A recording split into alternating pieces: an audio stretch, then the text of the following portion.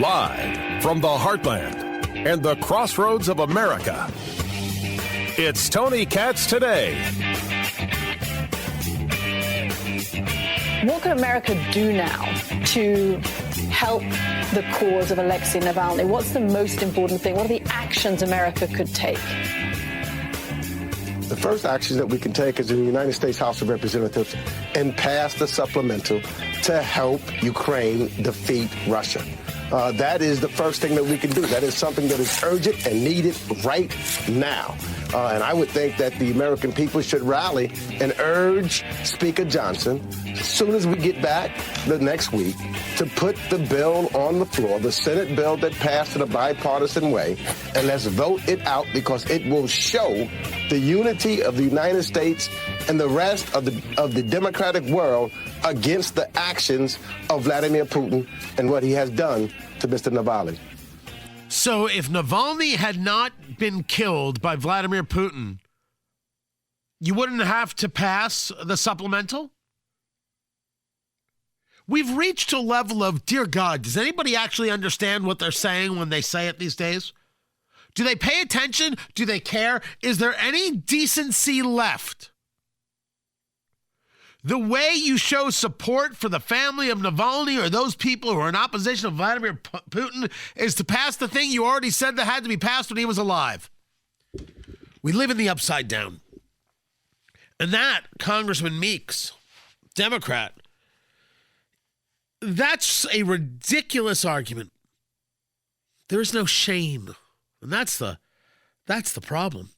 There is no shame. So let us bring some. Tony Katz Today. What's going on, everybody? Find everything at TonyKatz.com. 833-GOT-TONY. 833-468-8669. 833-GOT-TONY. You know that I believe in supporting Ukraine. I believe it is the right thing to do. I believe it's a smart thing to do. I believe it is better for the safety and the security of the United States.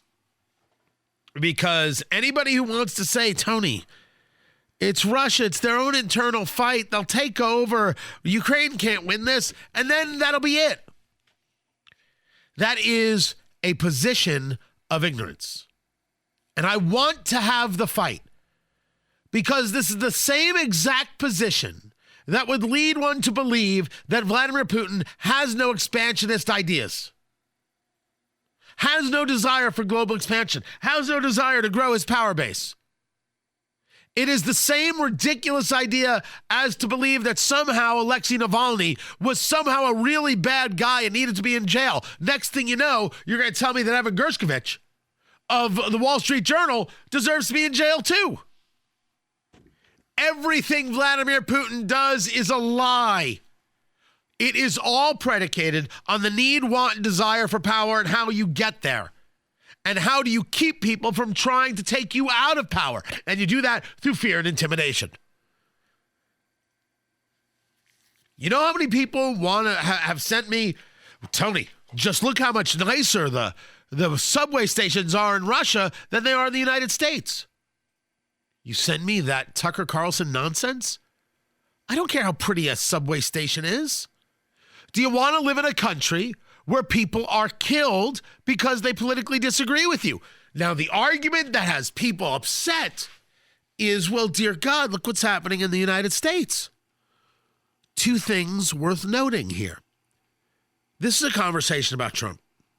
Trump has not been killed. Man is alive and well, and so he should be. But the people concerned about this, or I should say the people who try to dismiss this concern, should really take a long look at what they've tried to do to Trump. And taking all of these indictments, playing them out in an election season, of course this is despicable. And as we have been arguing, is against an American ethos, against an American way of life. How could anybody think that this is okay? How could anybody think that this is valuable? And the answer is it's not. And I know that if you take a look at Trump, he'll tell you, see, this is exactly what they're trying to do to me. The sudden death of Alexey Navalny, writes President Trump, has made me more and more aware of what is happening in our country. It is a slow, steady progression with crooked, radical left politicians, prosecutors, and judges leading us down a path to destruction. Open borders, rigged elections, and a grossly unfair courtroom decision are destroying America. We are a nation in decline, a failing nation. MAGA 2024. Okay, that's what you wrote. You might want to take note of the fact that Vladimir Putin's guilty. It is hard sometimes for people to understand that multiple things can be taking place all at the same time.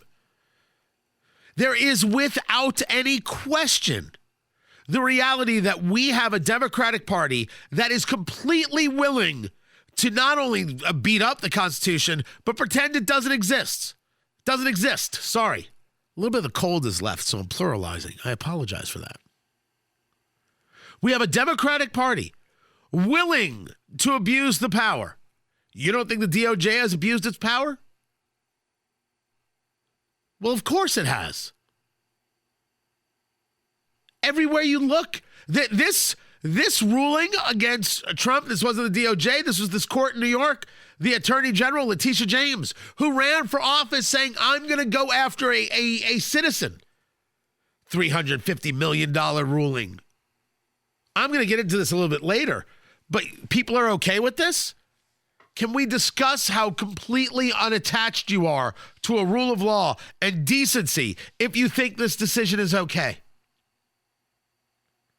But we have seen with our own eyes that people in far too many ways politically, they don't care what the rules are. They're willing to destroy them for their purposes. They're not interested in the law. They're interested in their feelings, and their feelings should reign supreme. Feelings shouldn't run supreme. Reality should reign supreme. That's what matters most. That is, as a matter of fact, the only thing that matters. So here's reality. Vladimir Putin killed Alexey Navalny. And anybody who says otherwise is a fool, a useful idiot, a world-class schmuck. If Trump should ever make the statement, well, I don't know if Putin killed Navalny. World-class schmuck. I don't think the DOJ has violated anything in going after Trump. World-class schmuck, whoever that fool may be. By the way, I don't know if I'm going to get an email about the Yiddish. I don't know. Maybe we'll, maybe we won't. How about we just stick with reality here? Vladimir Putin is a killer. These are the facts. There is no law. There is only power.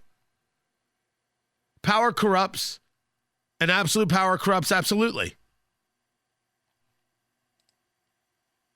This is not debate.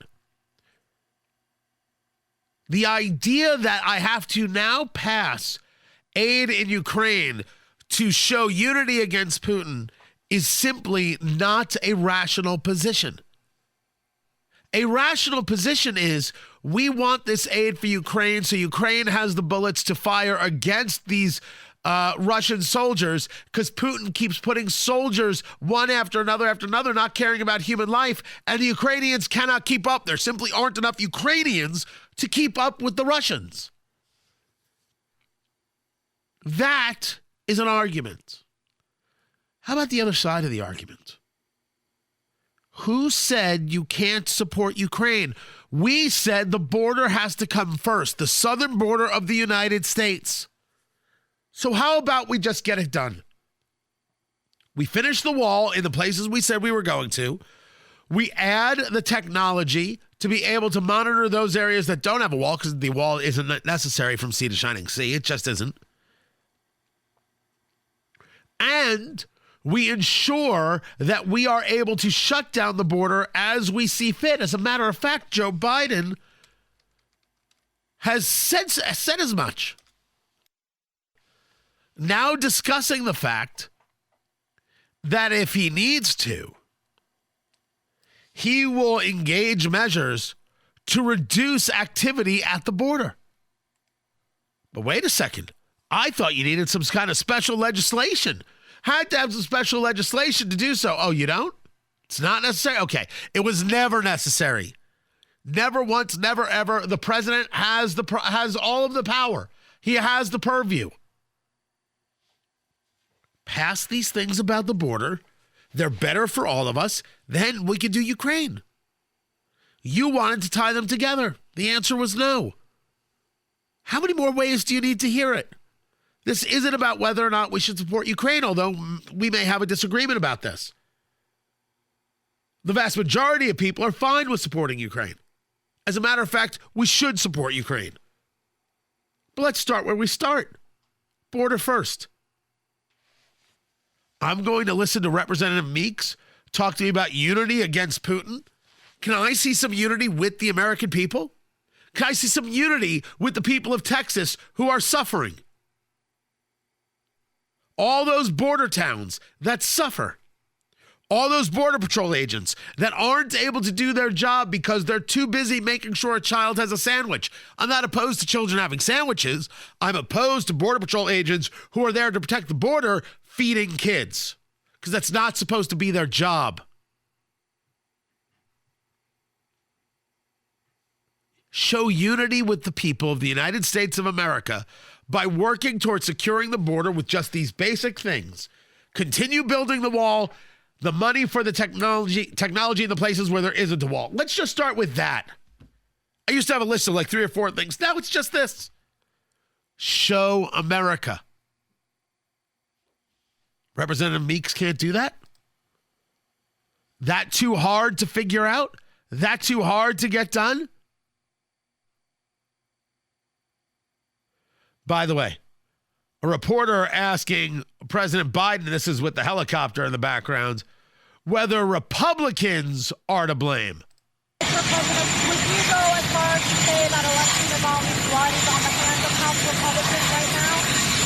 I think they're making a big mistake not responding. Look, the way they're walking away from the threat of Russia, the way they're walking away from NATO, the way they're walking away from meeting our obligations, it's just shocking. I've been for a while. I've never seen anything like this. You are walking away from your responsibility to the United States of protecting the citizenry by not ensuring the border is secure. You! Republicans don't know how to spin this? By the way, you heard what this reporter asked, right? Would you go as far as to say that Alexey Navalny's blood is on the hands of House Republicans right now? The blood of Alexey Navalny is on the hands of Republicans? That's the question? His blood is on the hands of Republicans?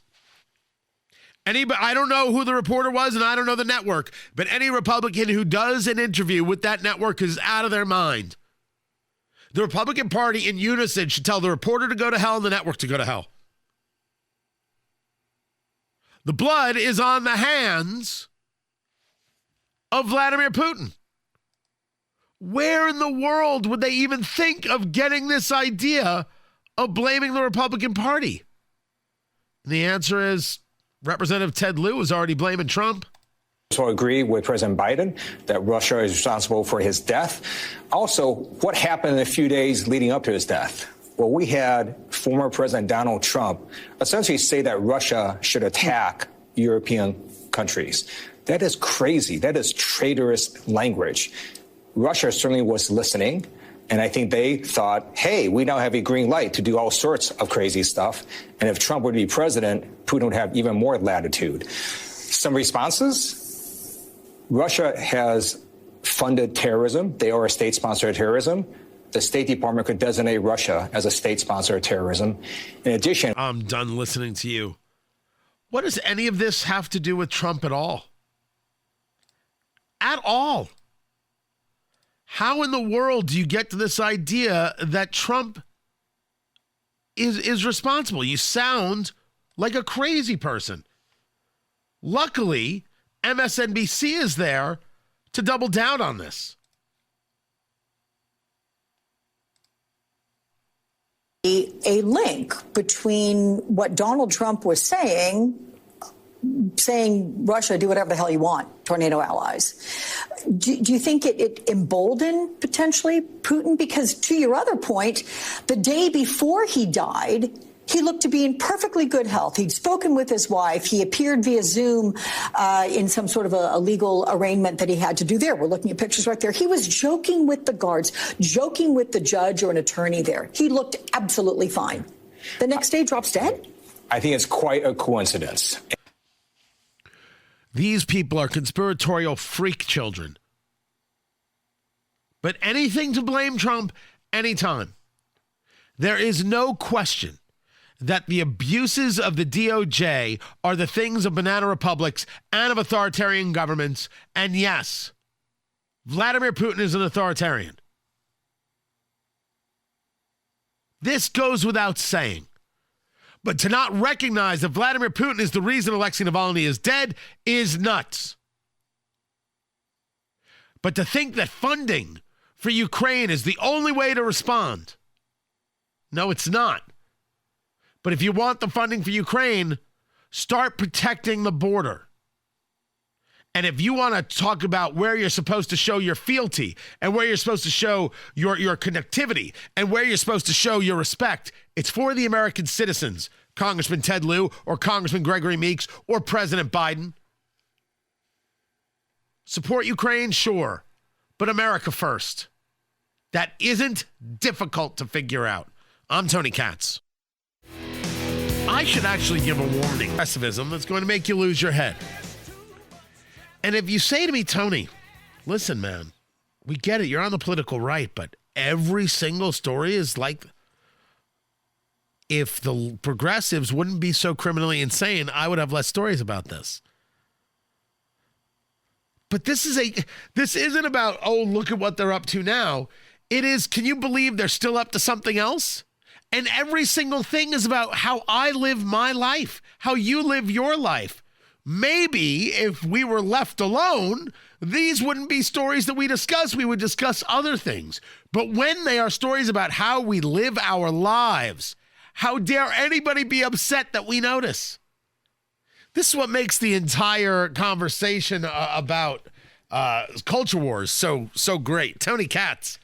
Tony Katz today, 833-468-8669, 833-GOT-TONY. That is the number. Remember when they said, well, we don't think you should have a gas stove, and people said, whoa, leave my gas stove alone. And then they said, we never brought up gas stoves. Why are you bringing up culture wars? Oh, you and your culture wars. And then they started moving rules and regulations about gas stoves and gas furnaces and gas heaters. Why in the world do you not want me to have a gas stove, a gas furnace, or a gas heater?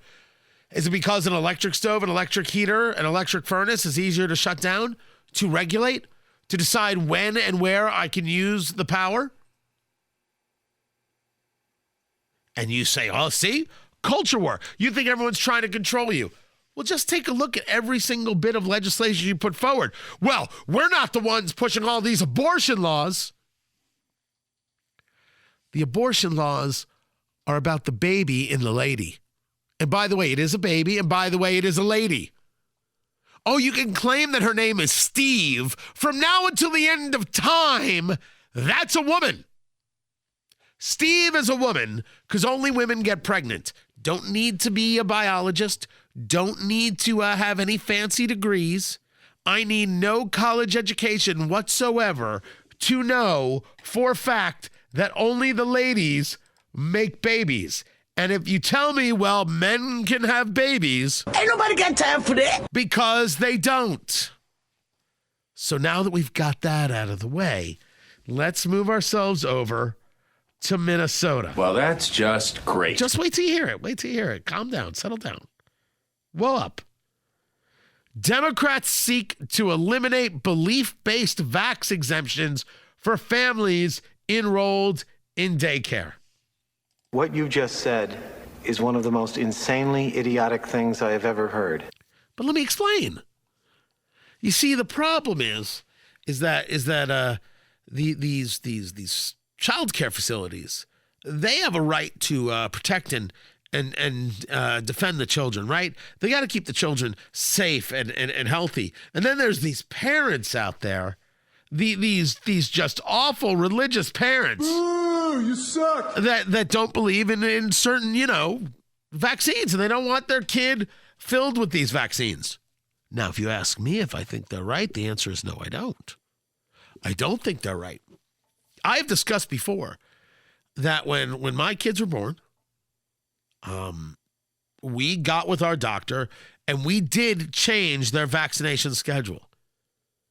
It's not that we did away with vaccinations. We changed the schedule. We looked at what was happening and said, this is too much too quick. And you would say to me, you're not a medical professional. You're absolutely right. I am the parent and I make the decision. Yay! Now we understand how the hierarchy works. It's like the conversation about education. People say that education is for the kid. They're so horrifically wrong. Education is for the parent. The parent decides the kid's education, and the parent decides where that education should happen. And this is why the money should follow the child, but the parent gets to decide what that money is being utilized for. I believe in the parent's role in a child's life. And I do not accept anybody who tries to engage any type of interference in that relationship. The school does not exist to replace the parent. The school should exist to assist the parent. But right now, via public unions, we have schools that exist to replace the parent. Oh, you can't get them breakfast? Don't worry, we'll feed them. Can't get them lunch? Don't worry, we'll feed them. Can't get them dinner? Don't worry, we'll feed them. You don't need to know what's in the textbook. We've got it. You don't need to know if your child's going through something. We've got it. We'll provide them the mental health services. We'll do this. We'll do that. We'll take care of this. We'll let you know if you need to be informed. You are on a need-to-know basis? They call that you're on the need-to-know basis, parent.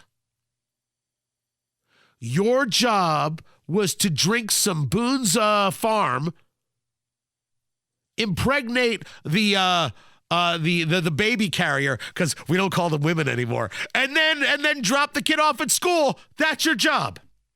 Well, that's the parents looked at that and they said, that is delegitimatize. That is a terrible idea. As a matter of fact, that is so crazy.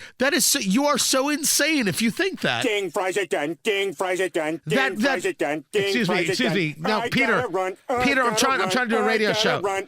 Peter, would you please? Making flamboyant whoppers, I whip paper. All right, it's a really catchy tune. Would you like an apple pie with that? Would you like an apple pie with that? Ding, fries it done. Ding, fries it done. Ah, man, that was a lot.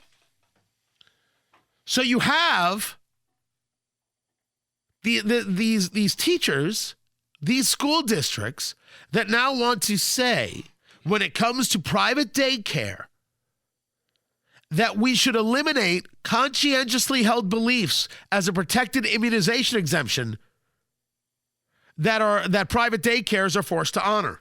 Now, this is interesting because one could argue, wait a second, if I have a business, if I have a daycare, then can't I say I only take children that have their proper immunizations, quote unquote, because that's what's best for my business?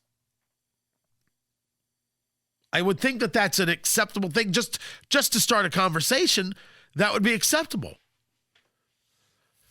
So Minnesota statutes covering immunizations currently treat private child care ed centers similar to public schools, where the conscientiously held beliefs are statutorily protected. So what this woman is saying is it shouldn't be protected, because what this lawmaker is attempting to do, Senator Liz Bolden, what she's attempting to do is to break the idea that a parent has a say. Now, there is a difference between the private and the public sector. There is a difference between what people do with their private business versus what people do publicly. And I mean, meaning the government, et cetera. So one could argue that a private business, a private daycare has this right. The problem is you're stating that the private business can discriminate based on what? Religion. People could decide not to immunize for a panoply of decisions. Some of that could be religious, it could be any reason. They could have all sorts of reasons. Here we refer to it as conscientiously held beliefs. Again, it's the cold. I apologize. I feel great. Oh, I feel like $1 million just right now. It came upon me like a midnight clear. I'm minding my own business, and then the nose just got stuffed just as the show began. I'm like, oh, your mother. And so it's working its way out. So I apologize for that.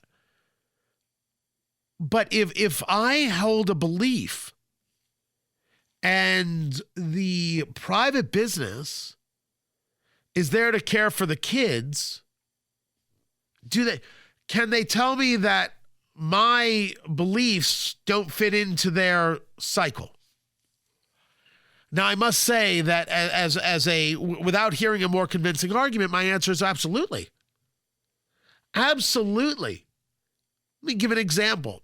If you open up a daycare and you only want in your daycare Hispanic babies, I think that's allowable.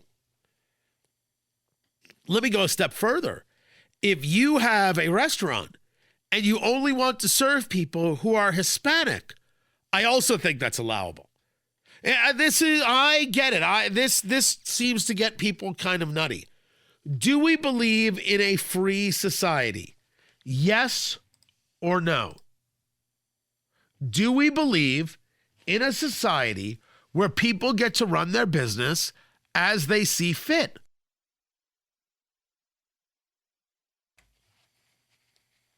I am having this issue in the world of credit card processing. You guys may not know that my parents, getting older as parents do, and you end up taking over and you're helping with this and you're assisting with that. My parents still have a business, and they have been in the credit card processing business for decades. So me and my brother, the good Dr. Katz, we do more advising, consulting, taking over, right? It's just the way it is. Well, there is a whole conversation, and you might have a business and going through this, about how businesses can charge their customers. But Visa and MasterCard seem to think that they can decide for the business how they can charge and where they can charge. And for, can you have a convenience fee on this? Can you have a charge on that? Why do I have to have two different sets of pricing here? And people who are business owners are like, why is Visa all up in my business? Why are they all up in my stuff? Visa's saying, well, you don't have to take Visa. That's not, no. That's not it. It is one thing to state that we accept this card, and people who apply for the card, right, they agree to certain terms and things like that. But if it's a legal product, there should be no rules and regulations about what it is you buy, which is why the people who want to create special category codes specifically, it's the cold, for firearms is such a problem, because what you're trying to say is, hey, banks, don't allow these charges from these kinds of businesses. You're trying to tell the people who sell guns they're not allowed to sell their legal, lawful, constitutionally protected product. Well, this is the same kind of thing. That in a series of ways, businesses do get to decide. But if the business is now going to have some type of governmental control to it, if the business is going to have some kind of, well, here are the federal laws that we comply with, and here's what we're allowed to do. We're not allowed to discriminate here. We're not allowed to discriminate there, for all the non-discrimination policies that we have. Well, then, good Lord.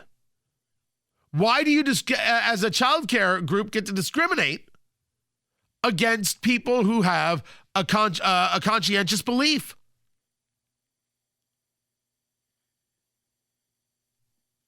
By the way, I think Visa is an unbelievably abusive group of people. Anybody who is in the retail world, they know it. They know it. Absolutely abusive. We fight this stuff all the time. I think the bigger story here from Minnesota, when we're talking about childcare, is that this is about further reducing the parents' say in their child's life. The state decided I have to get all these shots into my kid. I think the shots are okay. We changed the system so the kids weren't overloaded, so we could see how things were happening and how they were reacting. So we knew what they were reacting to so we could be more responsive to our child. That was the decision we made. You know what our doctor said?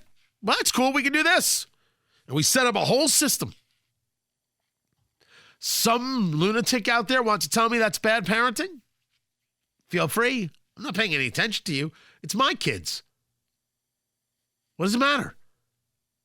You want to ask me what I think about parents who actually vaccinated their children for COVID? Not themselves. You're 50 and you decided to get vaccinated. I have zero argument with you. You did what you did. Not even angry. Your kids? I just shrugged my shoulders. All right, your kids. Okay. God, I really hope that works out. And I do. Because holy heck, do I not want anything bad to happen. What's happening in Minnesota is that they're trying to say they know best for your child.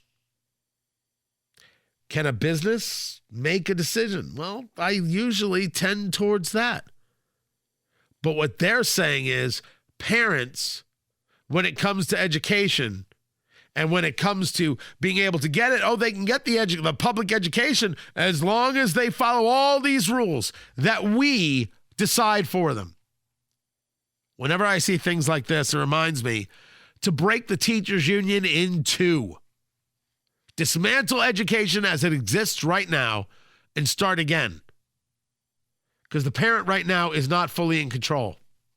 And that is not a system worth having. I'm Tony Katz. The Dow is down 145. The NASDAQ is down 130. And so it goes. And so it goes. Tony Katz today, 833-468-8669, 833. Got Tony. That's how you get to be a part of the show. Nintendo is down 6% because the Switch 2 is getting delayed to 2025. Well, that's got to make you miserable, Nintendo. That's a reason enough to be down, which means they're going to delay this so it passes Christmas? Oh, nobody wants that. Nobody wants that. And then the Switch that's out there is, it's like 7 years. It's been around and been in existence. My kids love it. I play Fortnite on it. I play by controller. What? Don't you judge me. I can get the victory royale like nobody's business. I can't build worth a damn, though. Tell your kids, Tony cannot build at all. Like the ones who can speed build, those people are freaks. I think it's cheating. It's also cheating when you can get like a bot to work with you. That's nonsense. And the medallions are ridiculous. All right, I've said enough. I've said too much. I'm done here. That's an interesting story about Nintendo. That they're gonna miss the holiday season. That is something. There is a story, of course, that the Houthi rebels engaged in another attack in the Red Sea, causing the crew of a cargo ship to abandon ship. The crew is safe. The Houthis saying that the ship suffered catastrophic damage in the Gulf of Aden. This can be translated a different way. All that talk about the U.S. and the U.K. going after the Houthi rebels and fighting back and ensuring the navigable seas for all of us, maybe not. The Houthis have to be taken out. And that can be translated as, we're at war with Iran even if we don't understand that Iran is at war with us. Or we're at war with Iran, or we don't understand that because we have yet to be honest about the fact that Iran is at war with us. And they are. And they are.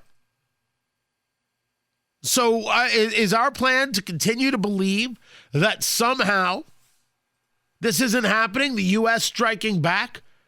As reported by Fox News, you've got 5 different self-defense strikes that have taken place. If the Houthi rebels, remember the Houthis are with Iran and they're involved in this proxy war against Saudi Arabia via the civil war in Yemen, it is a horror show. But if they can stop ships from sailing, they will prevent, and they can prevent other ships from sailing in those areas. That changes how we buy goods at the local store because it's how we get the goods. You can talk about drones and you can talk about robotics from now until the end of time. You need a ship that is manned by men and women to get from point A to point B and to be sure that other ships can get from point A to point B. Because it doesn't matter how good the virtual world is, toilet paper has to exist in real life. I don't know how else to say this. But there are some things you just can't do virtually. Some things require the assistance of the product, and the product might get shipped from point A to point B, and that has to happen safely. Otherwise, it's going to cost more. We already know that with Maersk, which is a massive shipper, Maersk, a container that used to cost $2,400 to rent now costs $10,000 to rent. And another attack means more ships saying we're going to go around this way, we're going to avoid this, it's going to cost more in gas, it's going to cost more in the manpower, therefore you're going to pay more for your product when it gets landed. I'm Tony Katz.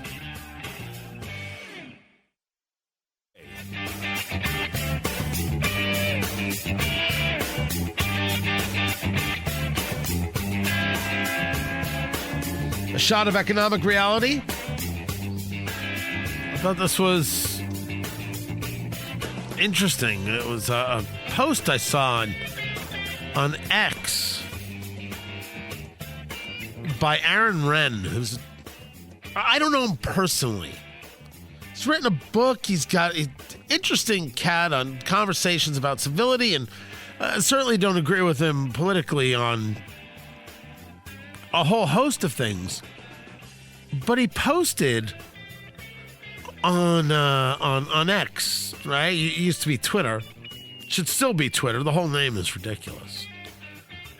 Posted about a condo for sale. Normally, who would I be to pay attention to it, to a condo? It's a 3-bedroom, 2-bath condo at North and Lakeshore in Chicago.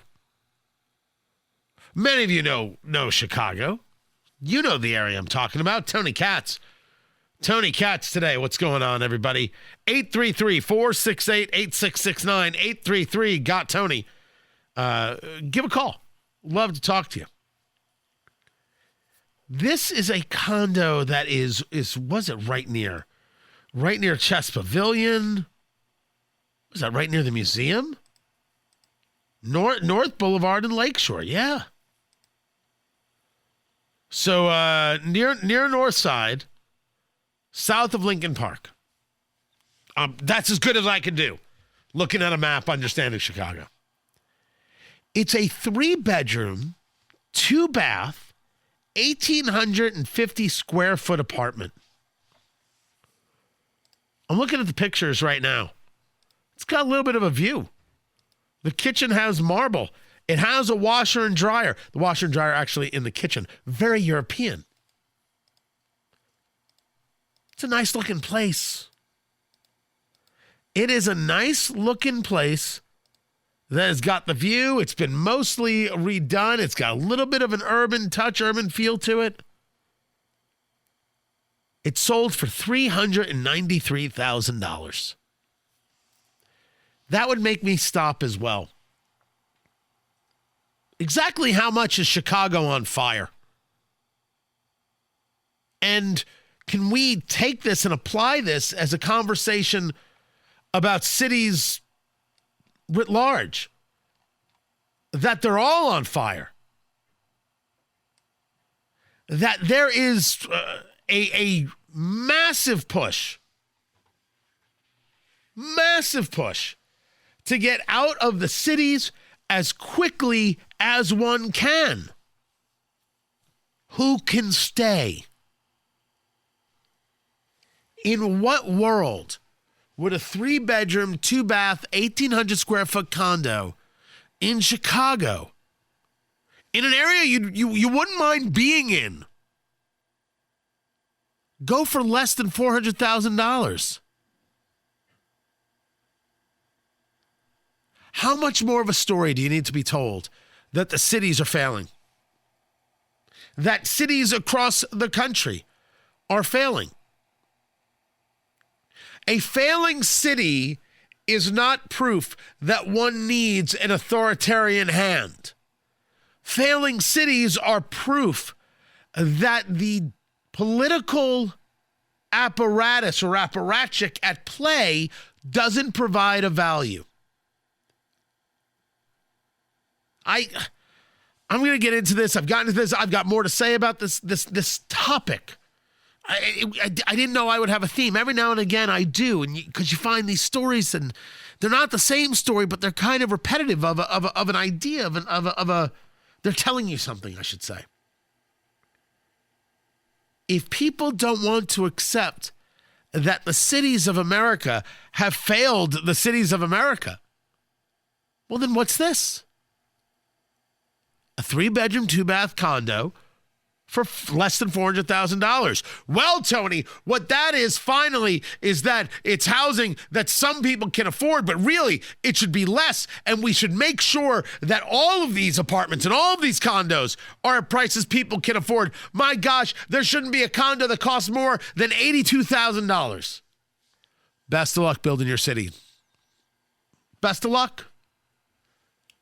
I won't argue that there are some cities where it's just too expensive. When I lived in California, it took me a while to understand that I did not have to worry about how I was going to afford the mortgage. The mortgage company had to figure out how to give me the mortgage. It's a super, super weird thought process. Now, I was hoping beyond hope that a couple things would work out for me, and they didn't, and I didn't get the house. And I will admit that while there was a house I was trying to get in Simi Valley, that if I had gotten it, it would have taken huge amounts of pressure to get me to move out. It had the land, it had the pool, it had the view of the mountains and of this cavern below me. It was the dream. For me, this is what I was looking for. But nothing worked out, and I couldn't afford the house, and some things that were supposed to close didn't close. You don't want to know every aspect of my life. It's enough. It's good. It's fine. But when I was looking at the house then in California was a decade ago. The house was what, $800,000, $900,000? Expensive. I don't know. Maybe somebody would be like, "Oh, that's it." California prices exactly. And I always said, how in the world is this going to work? Mortgage companies showed me how it was going to work. Don't get me wrong, it was going to be a payment. But their job was to figure it out because they had to get the house sold. I always thought that was kind of amazing. So we can make the argument that there are places that are too expensive. Clearly, California is outrageously expensive. Outrageously expensive. Unnecessarily expensive. Fake a market expensive. Ridiculous stuff. But that's not the thing that caused people to move out. It's not that the housing was too expensive. It's that life itself was too expensive. There wasn't enough value for what they were getting. When I saw that the actor Nick Searcy just moved out of I don't know if you know Nick or not. Nick is an absolutely wonderful guy. And I saw the post, see ya, Burbank. I said, oh, man. We are getting to the stages where someone's going to have to turn off the lights before they leave. And that will be the last person out. And that person is coming soon. A guy like this, Nick Searcy from Justified on FX. You've seen his movies. You've seen you follow him on Twitter X. You've seen his work. He doesn't leave that place for no reason. He leaves that place, and this is me saying it. I did not engage with him on it. You leave that place because it became too difficult. Not too expensive, although that's a part of the difficulty. It became too difficult. Isn't that the story of Chicago? Chicago is, for all us Midwest folk, Chicago's kind of awesome. The art scene in Chicago is fantastic. The food scene in Chicago is fantastic. The feel of that city, walking along the river, is fantastic. And slowly but surely, week after week and month after month and year after year and mayor after mayor, progressive mayor after progressive mayor, it just got to be too difficult. I was scheduled, this was last spring, to go to, I think it was Whiskey Fest in Chicago. I had the media passes. I had the early access. I had everything.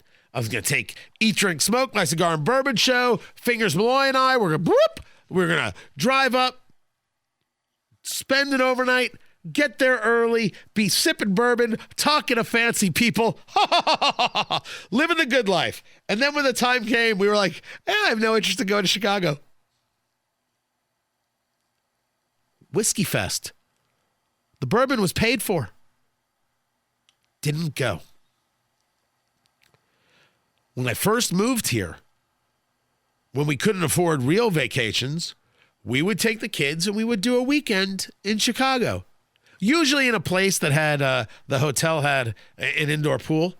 Because then, you could come back after the day because the kids could only handle so much. And the kids would swim and they were like, this is the coolest thing that's ever happened to us. And you're like, this is kind of good. This is kind of relaxed. Okay, we can afford to do this. Not too shabby. Good on us.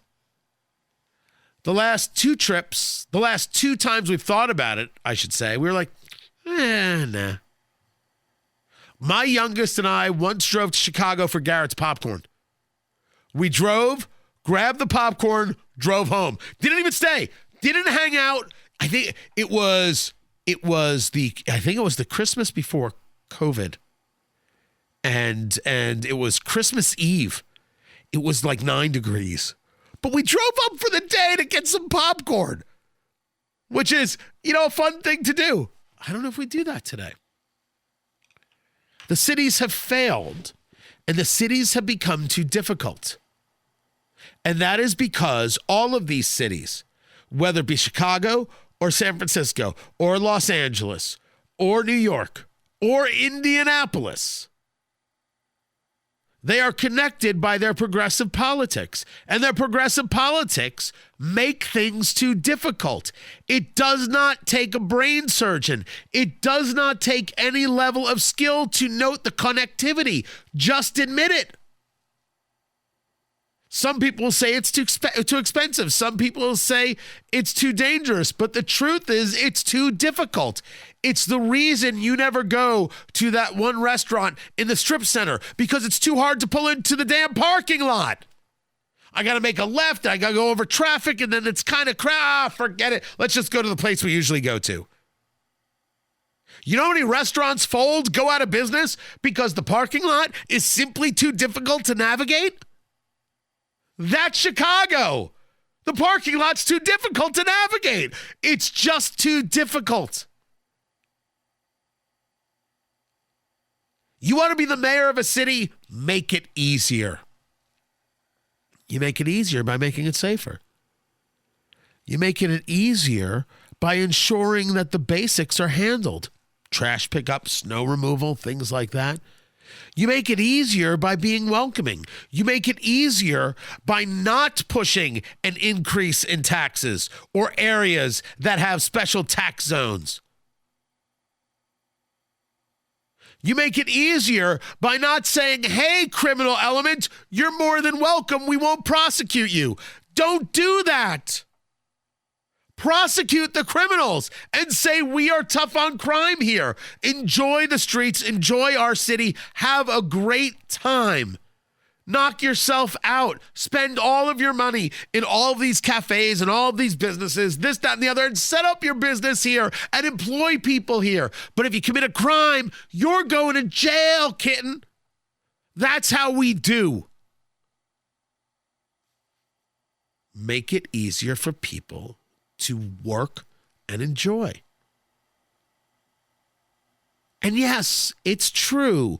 One of the things that will happen is the 3-bedroom, 2-bath condo, 1,850 square feet on North Lakeshore Drive, that will go for more than $393,000.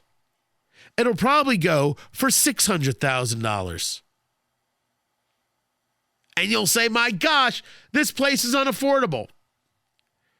For some, it will be. Remember, there are no solutions, there are only trade-offs. But you'll have a city that more people can come into and enjoy. You want to know what progressives do? They make life too difficult. It's one of the reasons why I'm not a progressive. I'm Tony Katz. Not a single one of us is alone in taking a look at some of the things that we do in America and asking, how does any rational person come to this place? What is the logic behind some of these inane, and if not just flat out insane, decisions? This is the latest one. But it's not the only one. And if it was you and me and the Barstool sipping a bourbon, we could find tons of these. It's like in San Francisco, where they just installed somebody who is not a citizen of the United States to oversee elections. It strikes the ear as how does that work? How is that possible? This is in New York. Tony Katz today. What's going on, everybody? Find everything happening over at TonyKatz.com. I'd only appreciate it if you would. Now, you'll hear, oh, sure, it's a story about New York. You're like, of course it's crazy. But New York, that's not the case. It wasn't always a nutso place. It wasn't always criminally and clinically insane. That is absolutely not how things went for a great number of years. It was a place of normalcy. And certainly one could argue, after the world of David Dinkins, and you got to a world of Rudy Giuliani, never mind what you think of him now. I'm talking about him as mayor. That place cleaned up. That place had it together. And even in the days of Dinkins, even in the days of Ed Koch, there were issues. And crime issues, all sorts of things. There wasn't insanity. There was an actual demand to do something about the crime, as opposed to, how dare you find people guilty of crimes? Don't you know that they're just oppressed? That kind of madness didn't play. In New York, they are now giving out cash payments to migrants who don't normally qualify. So what happened is the governor, Kathy Hochul, changed the safety net assistance program.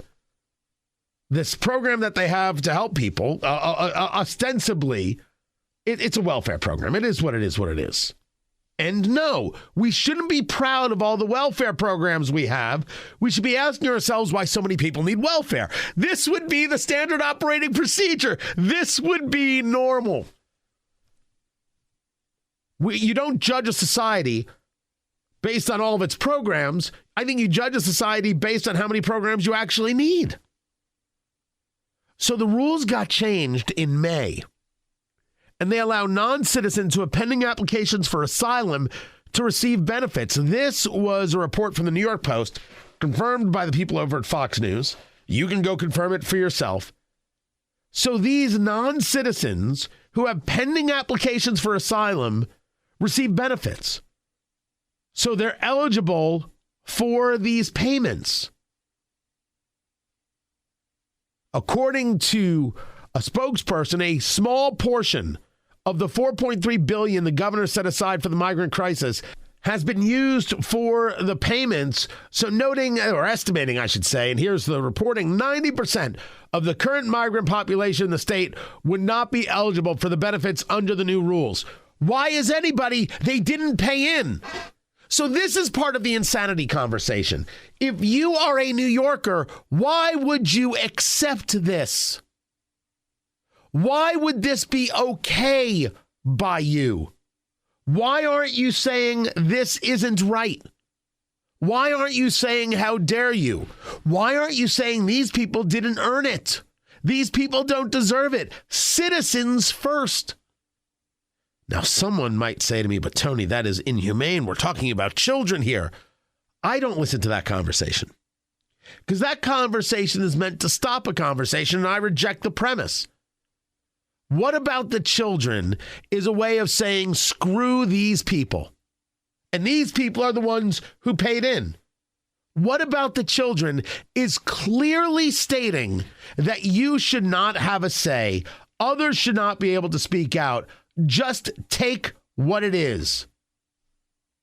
The Roosevelt Hotel is right now completely full of people who are here illegally or who have come across the border and waiting to have their asylum applications processed, and they got sent to New York. Whole hotels are full, being paid for by the taxpayer. Now you're asking New Yorkers to pay additionally by giving these people benefits that they shouldn't actually be eligible for, but the governor made a switch. And you say to me, Tony, this is what they voted for, this is what they get. On this, we agree. On this, we wholeheartedly agree. This is the madness you voted for. You voted for Eric Adams. You voted for Kathy Hochul. You could have had Lee Zeldin. This is what you get. The question is, why do they accept it? Right? This is very much what happens if you're at the zoo and you're watching an animal act in a certain way. You're like, why does it do that? What does it get out of that? What's the benefit? What do New Yorkers get out of this? What is the benefit? And how come they don't change? How come they don't change their mind, change their attitude, change their politics, change their philosophy, change their vote? Why is it that they never change? They clearly can see that this is madness, just like they saw when they took James Madison High School. They said, sorry, no kids can learn today. It's cold, so all of these migrant families are going to be living in here for a day. And parents said, how dare you? Did a single one of them change how they vote? Did a single one of them change how they donate their dollars? Did a single one of them change anything about how they do anything to be able to get a different result? I don't believe that to be true. I don't believe they made any changes. I would be stunned to learn that they made changes. I'd be thrilled, overjoyed, but stunned. So that's the question that so many of us ask. How come they don't change? And the answer is, I don't know.